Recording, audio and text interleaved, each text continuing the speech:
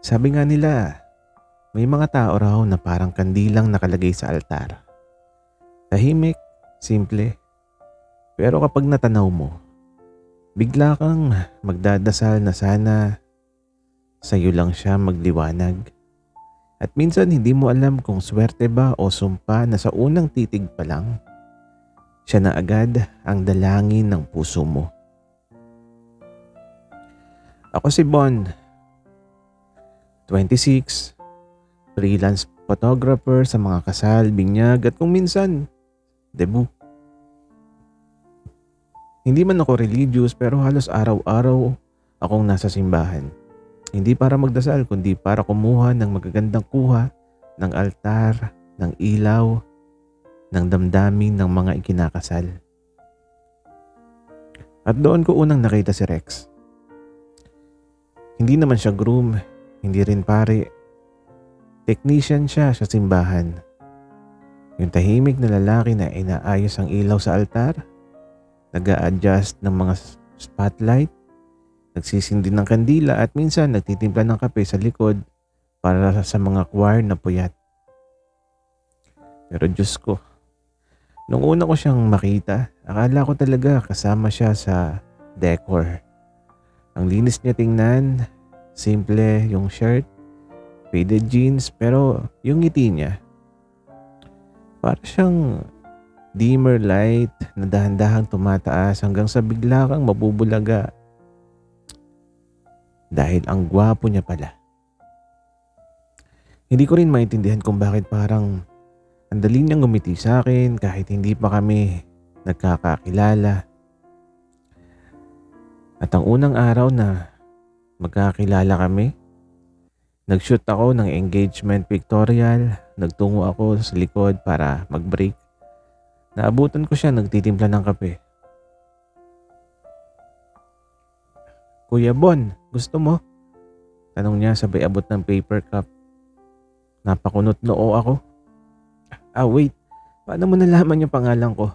Wika ako. Ngumiti siya, yung ngiting tipong hala. Bakit ang linis ng ngiti nitong taong to? Naka-ID ka po." Wika niya. Okay. Wika ko naman. Pero sa totoo lang, nawala na sa isip ko na may ID pala ako. Kasi nung ngumiti siya, parang lumabo lahat except yung mukha niya. At ang sabi ko, "Salamat ha." Wala nga naman. Para yan sa mga mga pagod. Wika niya. Nagkatingin na kami saglit. Siya ngumisi, ako nahiya. Pero diretso sa dibdib ko na tumama yung sinabi niyang di pa tinuloy na pogi. Pagod daw. Ewan ko ba? Bakit parang bigla ako nagkaroon ng lakas ng loob na bumalik-balik sa simbahan kahit wala naman akong pictorial.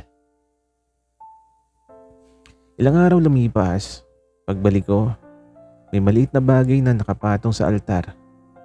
Hindi naman siya religious item, isang foil, wrap, chocolate na may nakastick na maliit na papel. "Naiwan mo," sabi ni Rex kaya napalingon ako. "Ha? Alin?" Wika ko. "Yung kilig mo kahapon." Wika niya sabay tawa. Pero totoo, may nakasulat sa maliit na papel. "Bon, pampaganda ng araw." Yun ang nakasulat. At ang tanong ko sa kanya, para saan to? Wala, gusto ko lang i-test kung ngingiti ka ulit." Wika niya. At ayun na naman yung tipong ngiti na biglang nagiging prayer request sa puso ko. Gabi na nang umuwi ako pero hindi ako mapakali. Parang ang gaan ng pakiramdam kapag kausap ko si Rex. Wala siyang arte, wala siyang pakul pero sa tuwing lumalapit siya, pakiramdam ko safe ako. Masaya at higit sa lahat, hindi pilit. At habang nakahiga ako, may narealize ako. Kung ang simbahan ay tahanan ng dasal, si Rex, ang bagong altar na hindi ko inaasahang pag-aalayan ko ng ngiti.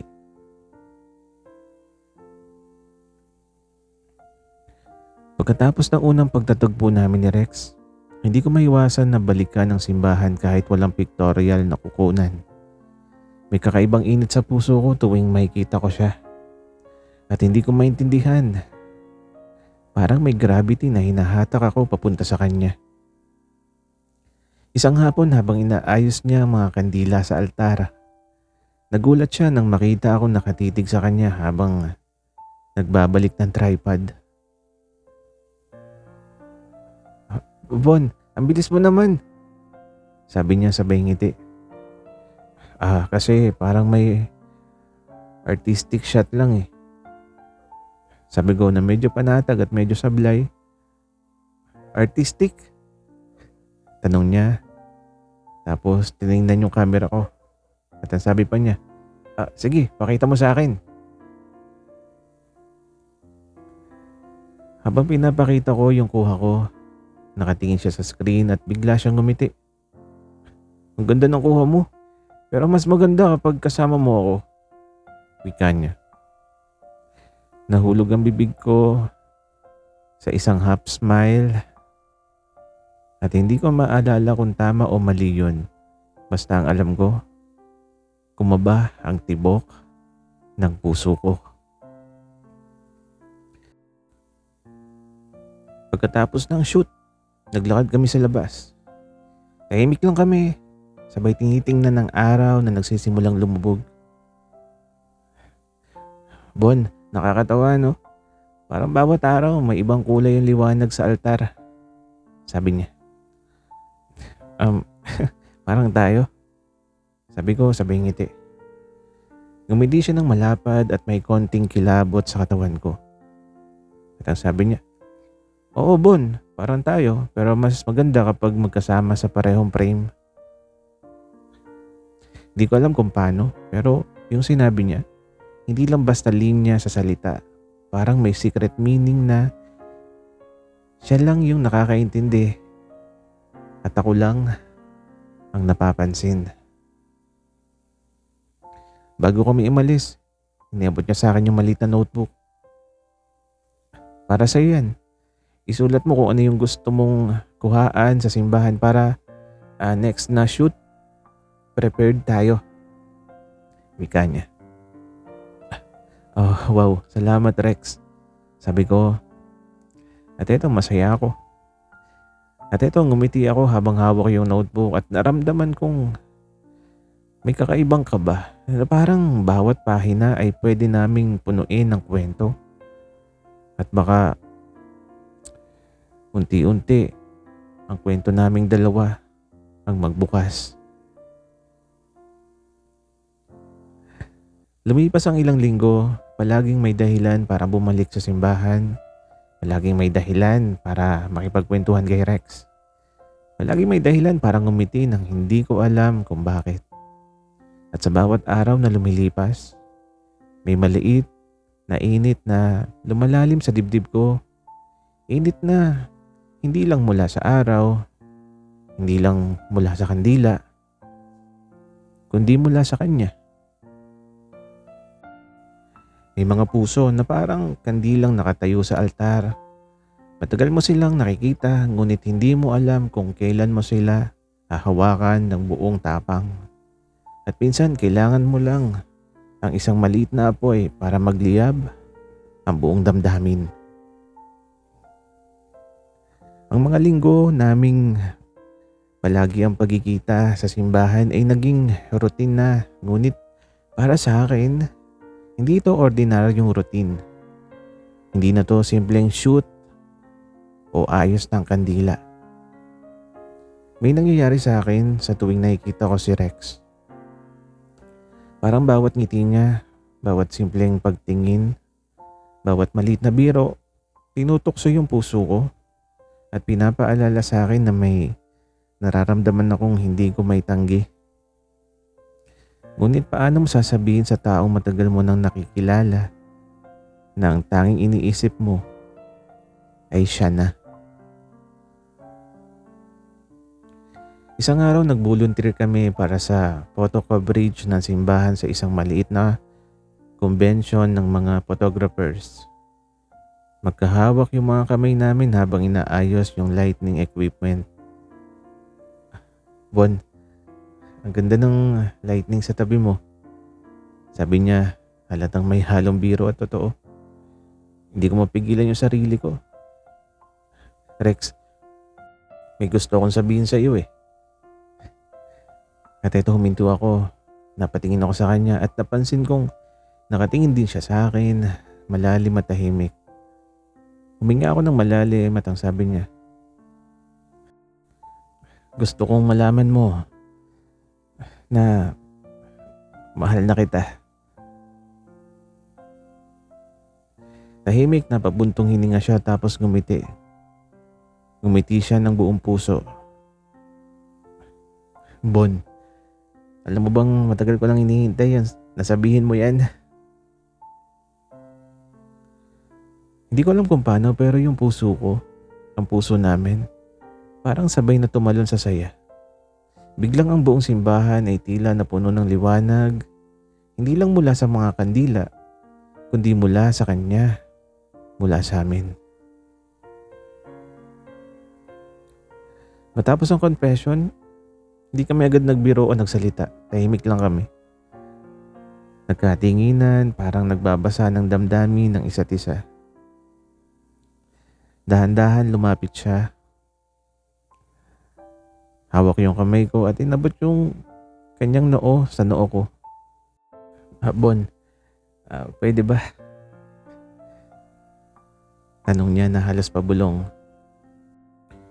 Sumagot ako sa pamamagitan ng pagngiti.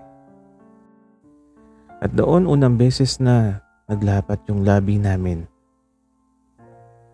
Maingat, ngunit puno ng emosyon. Lumipas ang buwan, anong simpleng pagkikita sa simbahan ay naging ritual ng pagmamahala namin. Minsan may mga bakasyon, minsan may mga shoot, minsan simpleng kape lang sa likod ng simbahan.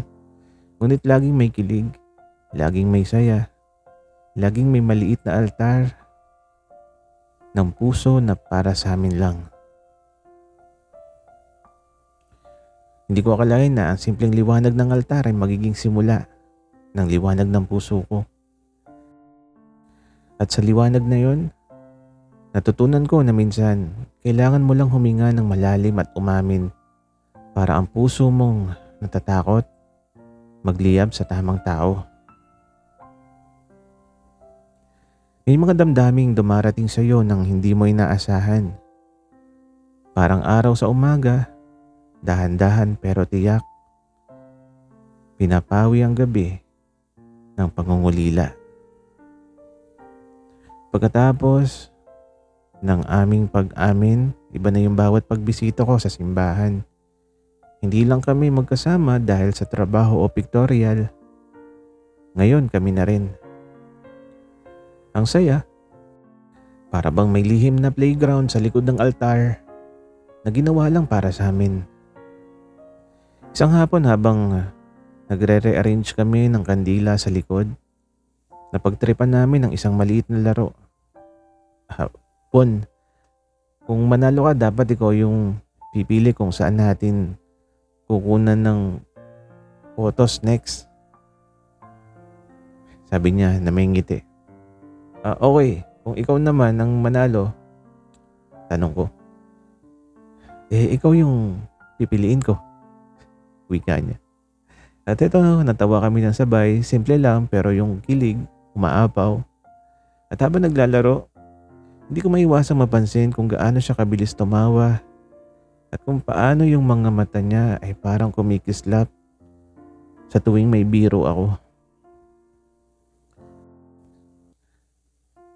Habang naglalakad pa uwi, bigla niyang iniabot sa akin ng maliit na papel na nakasabit sa aking bag. Bon, hindi mo na to kailangan pero gusto ko lang iwan, sabi niya. Nabasa ko. Sa bawat araw may dahilan parang ngumiti. Salamat sa pagdadala ng liwanag sa akin. Ang nakasulat sa papel. Hindi ko alam kung paano pero hindi ko maiwasang mapangiti nung malawak. Sa bawat salita, nararamdaman ko yung init sa dibdib ko. Ang tamis ng pagmamahal niya, hindi kailangan ng sobra. Sapat na yung simpleng paalala. Lumipas ang ilang buwan, ang aming mga araw ay puno ng mga simpleng ritual ng kilig. Kape sa likod ng simbahan, maliit na laro habang nag-aayos ng altar, at mahabang kwentuhan sa ilalim ng gabi. Ang simbahan dati ay tahimik at seryoso. Ngayon ay puno ng tawa, pagmamahalan at liwanag. Ang bawat sulok ay tila may kwento na nagsisimula sa isang simpleng ngiti.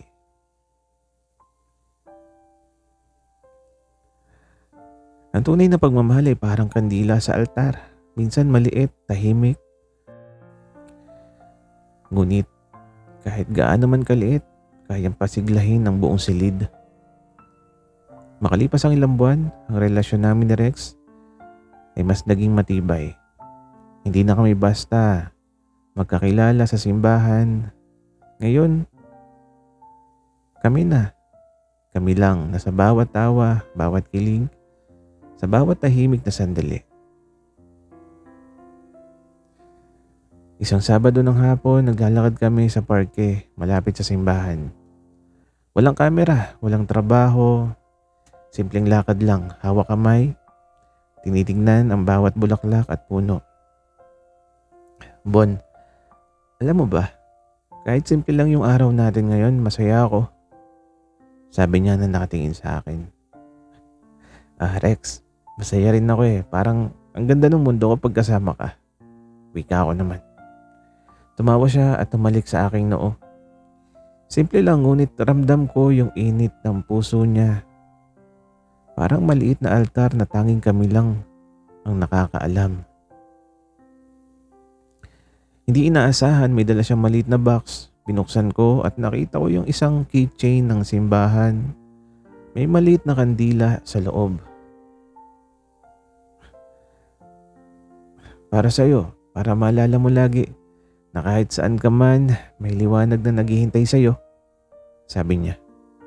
Nakangiti ako ng malapad at sa unang pagkakataon, inisip ko na ito na siguro, yung tipong hindi na mawawala. Lumipas ang isang taon, ang simbahan dati ay tahimik, solemn, ngayon ay puno na ng mga alaala naming dalawa. Ang bawat altar, ang bawat kandila, bawat liwanag, tila may kwento ng pagmamahal na nagsimula sa isang simpleng ngiti at paglalaro sa likod ng simbahan. Ang aming mga kilig moments ay naging ritual ng araw-araw at hindi namin iniiwasan na ipakita ang pagmamahal sa isa't isa kahit sa simpleng mga bagay.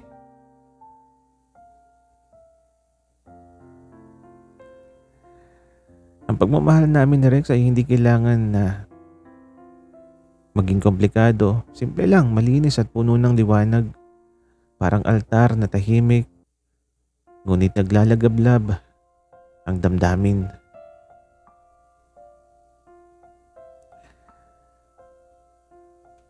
May mga liwanag sa mundo na hindi mo inaasahan, ngunit kapag nasilayan mo, hindi mo na kayang palampasin. At may mga puso rin na kahit ilang ulit pang lumabo ang paligid, patuloy na nagliliwanag para sa iyo at para sa atin. Makalipas ang ilang taon, ang simbahan na minsang tahimik ay naging saksi sa aming pagmamahalan. Hindi na kami basta si Bon at si Rex na nagkakilala lang sa altar. Kami na ay magkasama, nagkakaintindihan at magkausap sa bawat tahimik o masayang sandali. Isang hapon bumalik kami sa simbahan kung saan kami unang nagkakilala. Bitbit ang mga lumang larawan at notes mula sa mga unang kilig moments namin. Bon, tingnan mo. Ang dami nating alaala dito. Sabi ni Rex na hawak yung kamay ko. Ngumiti ako, halos maiyak ako sa saya. Oo, at ang saya, hindi lang sa mga alaala kundi sa mga darating pa. Wika ako. Pinagmasdan namin ang altar at parang ang bawat kandila ay kumikislap ng mas maliwanag. Ang bawat liwanag ay parang paalala na kahit anong mangyari, ang ang pagmamahalan namin ay mananatiling matibay. Bon, gusto kong ipangako sa'yo na kahit lumipas pa yung panahon, kahit anong bagyo o dilim, mananatili akong liwanag mo. Sabi niya habang nakatingin sa mga mata ko.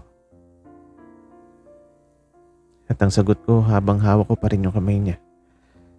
Rex, at ako rin, pangako, hindi ka bibitiwan. Liwanag ka sa akin at mananatili ka roon. Hindi na kailangan ng salita pa, sapat na yung mga ngiti at haplos ng kamay namin para maramdaman ng pagmamahal na lumalampas sa panahon. Makalipas ang panahon, ngayon ilang taon na yung lumipas, ang aming pagmamahalan ay mas matatag. Mas puno ng tawanan, kilig at simpleng kaligayahan.